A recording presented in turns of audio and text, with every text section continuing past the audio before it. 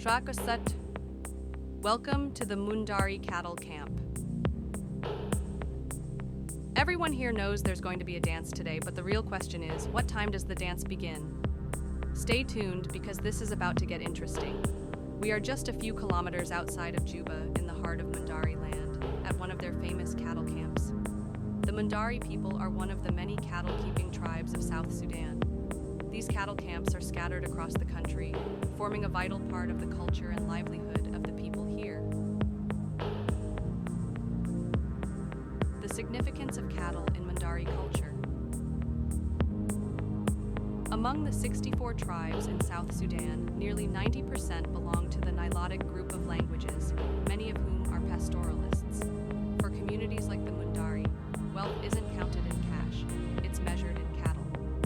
South Sudan is home to an estimated 12 million cattle, making it one of the highest livestock populations in Africa. There's even a joke here that says, we have as many cows as we have people. A warm welcome from the Mundari. Yo man, nice to meet you. I don't even know what I'm saying, but hey, nice to meet you. Their hospitality is unmatched. As I greet the locals, I'm immediately drawn to their striking appearance, their skins smeared with a mixture of cow dung ash and ochre, a practice that serves both as a skincare routine and an insect repellent. I ask one of them, how do I do this? I want to look like you. With a smile, they explain how the mixture is applied to their face, and before I know it, I'm getting a complete Mundari-style makeover.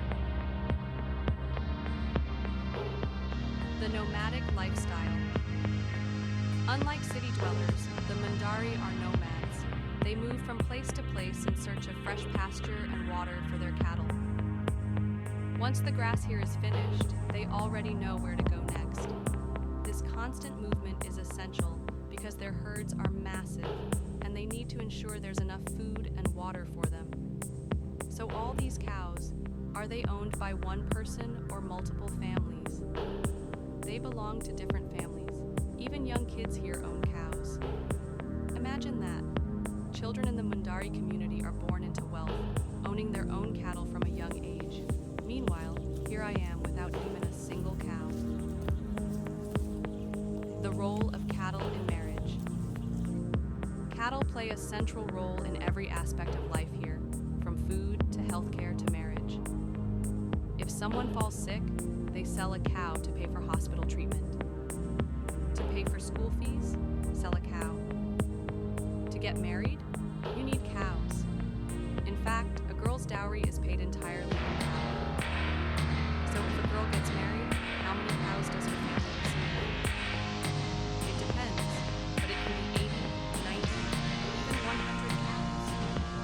The process is unlike other cultures.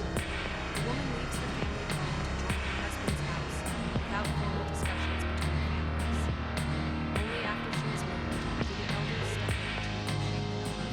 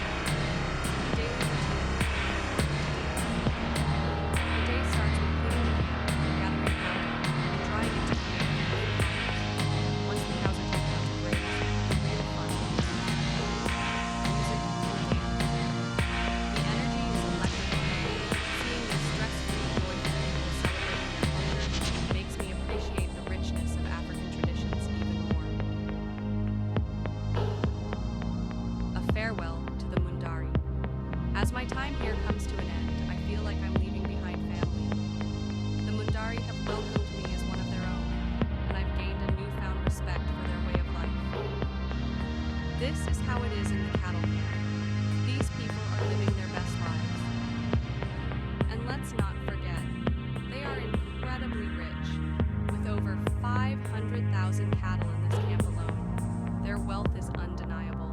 So if you didn't know, now you know. Help me educate more people. Like, share, sub,